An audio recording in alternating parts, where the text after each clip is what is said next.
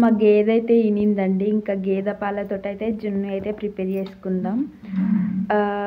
మాకు సరిపడే అన్ని కొన్ని అయితే తీసుకొచ్చాడండి జున్ను పాలు. వీటితోటే ఈరోజు ఫస్ట్ డే కాబట్టి జున్ను అనేది గట్టిగా వస్తుంది. కొన్ని పాలైనా సరిపోతుంది. ఇందులోకి ఇంకా వేరే పాలు అయితే కొంచెం మిక్స్ చేసుకుందాం. ఓకేనా? ప్రాసెస్ అయితే చూడండి. ఒక చిన్న బౌల్ అయితే తీసుకున్నాండి. చిన్న టిఫిన్ బాక్స్ అని చెప్పచ్చు. ఇది టిఫిన్ బాక్స్ అయితే తీసుకున్నా. ఒక చిన్న స్ట్రైనర్ కూడా తీసుకున్నా. ఈ స్ట్రైనర్లో అయితే మిల్క్ అయితే వడగట్టుకుందామండి. ఏదన్నా తుక్కు లాంటిది పడున్నా వెళ్ళిపోతుంది. సగం గ్లాస్ వరకు అయితే నార్మల్ పాలండి. ఇవి నార్మల్ మిల్క్ తీసుకుంటున్నా. మామూలుగా అయితే ఇది ఒకసారి చూడండి మీరు. ఇన్నైతే మనకు ఇవ్వచ్చునండి మిల్క్ ఇన్ని అయితే మనకు జున్ను పాలండి. ఇంకా ఈ జున్ను పాలలోకి నార్మల్ పాలు అయితే కొన్ని వేసేసుకుందాం.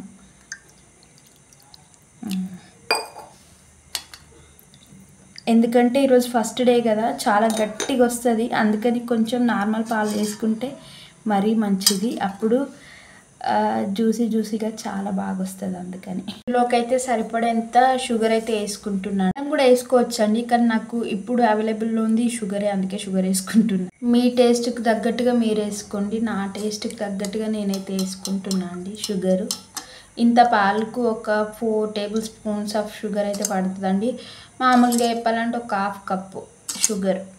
ఈ షుగర్ కొద్దిసేపు కరిగేంత వరకు మనం వేరే ప్రాసెస్ చేస్తాం. గ్యాస్ అయితే ఆన్ చేసుకున్నాం. ఫస్ట్ ఒక బౌల్ అయితే పెట్టుకుంటున్నా, రైస్ కుక్కర్ది. వాటర్ అయితే యాడ్ చేసుకుంటున్నా.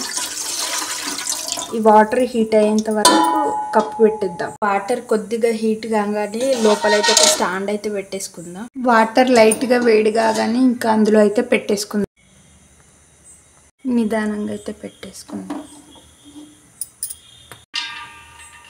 క్యాప్ పెట్టేసుకుందాం. ఓకే, ఒక 5-6 మినిట్స్లో అయిపోతుంది. ఎందుకంటే తొందరగా గట్టకట్టేస్తుందండి జున్ను. ఎందుకంటే ఫస్ట్ ఏది కదా.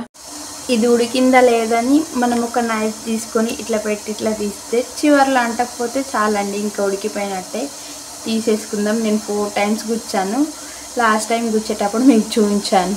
ఒకసారి ఎడ్జెస్ అయితే కదుపుకున్నానండి. ఇప్పుడైతే ఇంకా మనం టర్న్ చేసుకుందాం. ఆతృత అస్సలు ఆగట్లేదండి. ఇంకా టర్న్ చేసేసుకుందాం. ఓకేనా?